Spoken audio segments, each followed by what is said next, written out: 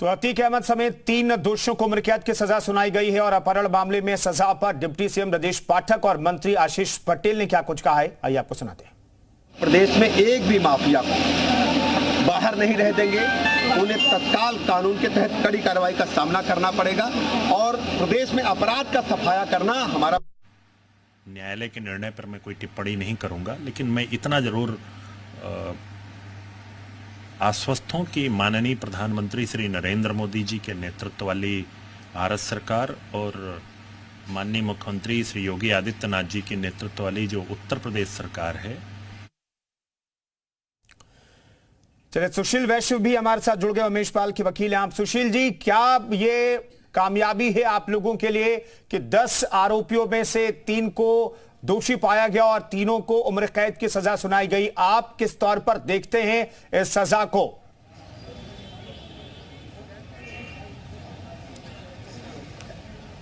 ये पहली बार सजा जो है सुनाई गई है अतीक अहमद को जी, और दिनेश पासी को और खान सौलत हनीफ एडवोकेट को। खान सौलत हनीफ एडवोकेट जो है उनके हर अपराध में शामिल रहते थे जी। इसमें बिल्कुल प्रूफ हुआ, ये वकील साहब ही जो है वहाँ पर जब अपहरण करके इनको ले जाया गया था तो वकील साहब ही सारे ड्राफ्ट तैयार किए थे कि वहाँ पर इसको पक्षद्रोही घोषित कराना है जी। राजू पाल मर्डर केस में, उसी मर्डर केस में जो होस्टाइल हुए थे उसी के संबंध में ये एफआईआर हुई थी 2007 में। घटना है ये 28/2/2006 की। ठीक है। अभियोजन ने बड़ी बहुत तगड़ी पैरवी किया है, तब जाकर के जो है ये हम इस मुकाम तक पहुँचे हैं। हम लोगों को तमाम बाधाएं जो है इन लोगों द्वारा पैदा की गई है। ये हर बात पर हाई कोर्ट भागते थे, सुप्रीम कोर्ट भागते थे।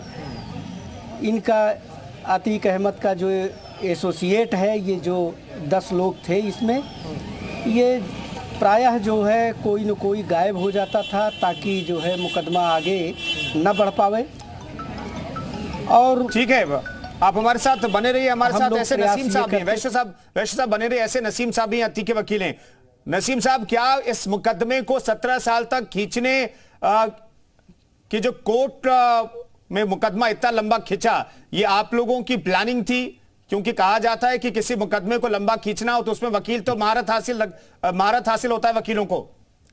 तो ये बात की इस बात की हम जानकारी आपको दे दें कि इस मुकदमे में, हेलो जी सर, आवाज आ रही है, कहिए। हाँ, इस मुकदमे में अभियोजन ने 8 गवाह पेश किए थे।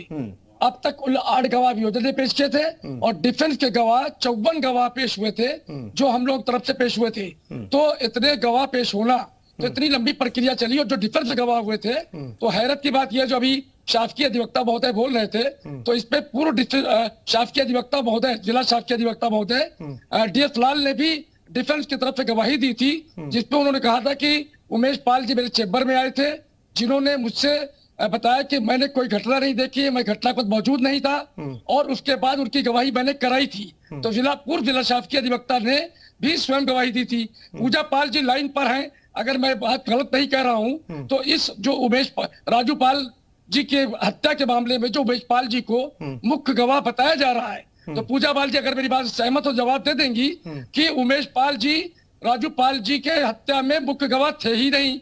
ये हॉस्टाइल हो गए थे कि मैं मौके पर था नहीं। सीबीआई ने पूरी जांच की और सीबीआई इंक्वायरी में इनको गवाह की लिस्ट से निकाल दिया गया, क्योंकि ये सीबीआई इंक्वायरी में गवाह नसीम साहब कहा तो यही जा रहा है कि हॉस्टाइल इसलिए हो गया क्योंकि 3 दिनों तक प्रताड़ित किया गया, टॉर्चर किया गया, भूखा रखा गया, करंट लगाया गया। इनकी गवाही 2006 में हो गई थी और ये प्रताड़ना की बात फरवरी 2007 में कही जाती है। जो गवाही 2006 में हुई थी, प्रताड़ना की 28 फरवरी 2007 को बता रहे हैं, जिसकी एफआईआर 5 जुलाई 2007 को हो रही है।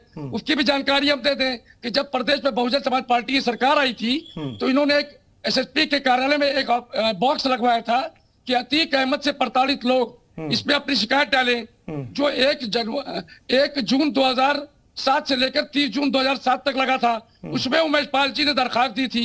उस दरखास्त पर FIR 5 जुलाई 2007 को हुई थी।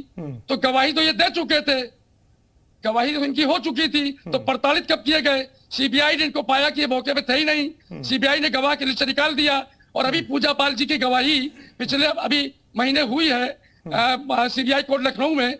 तो पूजा पाल जी से सवाल किया गया कि क्या उमेश पाल जी जो है वहां मौके पर घटनास्थल पर राजू पाल जी की हत्या के वक्त मौजूद थे? तो पूजा पाल जी ने भी उसको इनकार किया कि मुझको जानकारी नहीं है कि वो थे कि नहीं थे। तो उमेश पाल जी जब गवाह नहीं थे तो किस बात पे अपने आप को ये कैश करा रहे थे, अपने को हाईलाइट करा रहे थे? ये मुकदमा ही फर्जी मनगढ़ंत लिखाया गया था। इस तरह की पूजा पाल जी कुछ कहना चाहती हैं आप? ऐसे नसीम साहब कह रहे हैं कि मनगढ़ंत मुकदमा लिखाया गया था उमेश पाल की तरफ से, उमेश पाल के अपहरण के मामले में भी। और अगर वो मेन गवाह नहीं थे, मुख्य गवाह नहीं थे, तो उनकी हत्या क्यों कर दी गई? पूजा पाल जी आपको कुछ समझ में आ रहा है क्या जो नसीम साहब कह रहे हैं?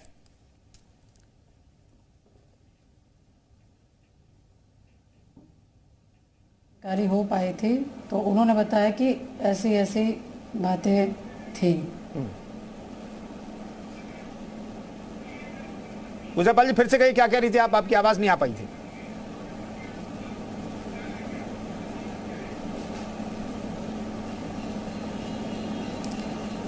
हेलो जी जी आ रही है आवाज, कहिए।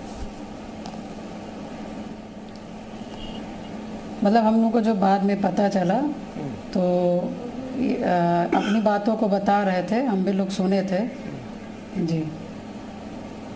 ठीक है वैश्य साहब, सुशील वैश्य साहब, मैं जानना चाहता हूं कि आखिर फिर क्यों अपहरण किया गया उमेश पाल का? आप तो उनके वकील रहे। हमारे साथ नसीम साहब हैं, अतीक अहमद के वकील। वो कह रहे हैं कि एक तो वो मुख्य गवाह नहीं थे, घटना के वक्त वहां पर मौजूद नहीं थे, फिर उनका अपहरण क्यों किया गया और अब उनकी हत्या क्यों कर दी गई?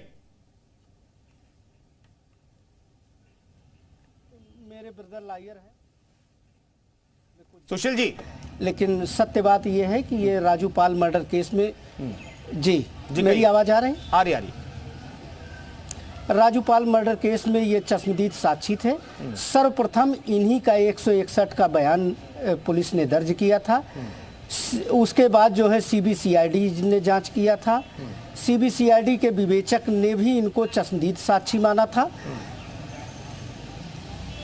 फिर बाद में जब CBI को ये विवेचना दी गई तो CBI के विवेचक ने इनसे बयान लिया था।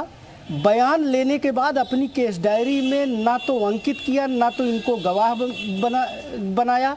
अगर आप किसी से पूछताछ करते हो तो अपनी केस डायरी में अंकित करना चाहिए। क्या वजह थी ये तो वही बता सकते हैं। डिप्टी SP अमित कुमार इस मुकदमे में बतौर डिफेंस गवाह के तौर पर उपस्थित हुए थे। उन्होंने इस बात को माना कि उस दिन जो है 4 उमेश पाल के अलावा 4 साक्षी जो है न्यायालय में होस्टाइल कराए गए थे। इस मुकदमे के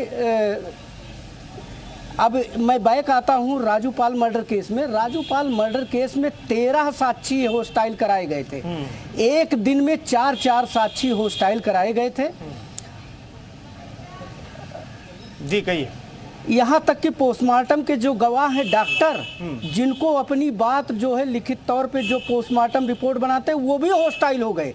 कौन सा कोई ना कोई कारण रहा होगा। मैं आ रहा हूं। बहुत बहुत महत्वपूर्ण बातें आप कह रहे हो और दर्शकों को जानना बेहद जरूरी है कि जो कोर्ट के अंदर भी बहस हुई वो किस तौर पर, किस मुद्दे पर, किस पॉइंट पर बहस हुई और किस आधार पर अतीक अहमद और 3 आरोपियों को दोषी सिद्ध किया गया है। तो ये डिबेट जारी रहेगी। एक बड़ी खबर अपने दर्शकों को बता देते हैं। अतीक के सजा पर बोले अखिलेश यादव, कोर्ट का फैसला सबको स्वीकार है। अखिलेश यादव ये कह रहे हैं अतीक पर जो फैसला आया है उसे स्वीकार है। अखिलेश यादव को कह रहे हैं कोर्ट का फैसला सबको स्वीकार है।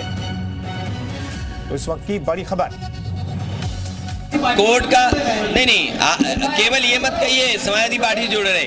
आपको ये जांचना चाहिए कि जेल